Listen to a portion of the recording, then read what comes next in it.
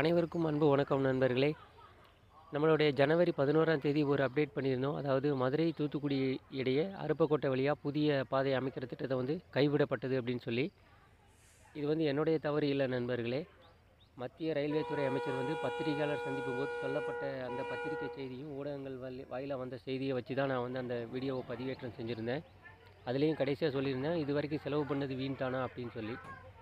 இப்போ பார்த்துக்கிட்டிங்க அப்படின்னா, மத்திய ரயில்வே துறை அமைச்சர் அஸ்வினி வைஷ்ணவ் கும்மிடிப்பூண்டி பக்கத்தில் இருக்கிற ஒரு ரயில் பெட்டி தொழிற்சாலையை பார்வையிட வந்தபோது, புதிதாக தொடங்கப்பட்ட ரயில் சக்கரங்கள் தயாரிக்கப்படுற தொழிற்சாலையை பார்வையிடும் போது செய்தியாளர்களை சந்தித்தார். அப்போ இரைச்சல் காரணமாக இந்த தவறான புரிதல் ஏற்பட்டுருச்சு அப்படின்னு சொல்லி இப்போது ரயில்வே துறையிலேருந்து அஃபிஷியலாக விளக்கம் அளிச்சிருக்காங்க. ஸோ அந்த விளக்கம் என்னங்கிறத பின்னாடி நான் ஸ்க்ரீன்ஷாட்டாக காமிக்கிறேன். இந்த பாதை அதாவது தூத்துக்குடியிலேருந்து மீளவிட்டான் மேலமருதூர் வரைக்கும் புதிய பாதை போடப்பட்டுருச்சு. அதாவது மீளவிட்டான் மேலமருதூருக்கு இடையே 13 கிலோமீட்டர் பாலம், அதாவது பாதை அமைக்கப்பட்டு முதல் ரயில்வே ஸ்டேஷன் கட்டப்பட்டாங்க.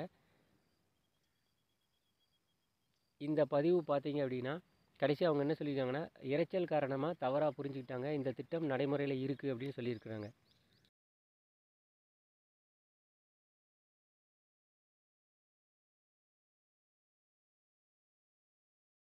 அவங்களுடைய அபிஷியல் வெப்சைட்டில் இந்த மாதிரி பதிவேற்றம் செஞ்சுருக்காங்க. இந்த திட்டம் இரைச்சல் காரணமாக தவறான ஒரு புரிதல் ஏற்பட்டுருச்சு அப்படின்னு சொல்லியிருக்காங்க. ஸோ தேங்க்ஸ் ஃபார் வாட்சிங் ஃப்ரெண்ட்ஸ். அதாவது இந்த திட்டம் பயன்பாட்டில் தான் இருக்குது. நிலம் கையகப்படுத்துகிற பணிகள் தாமதமாக நடைபெற்று வருது. நன்றி, வணக்கம்.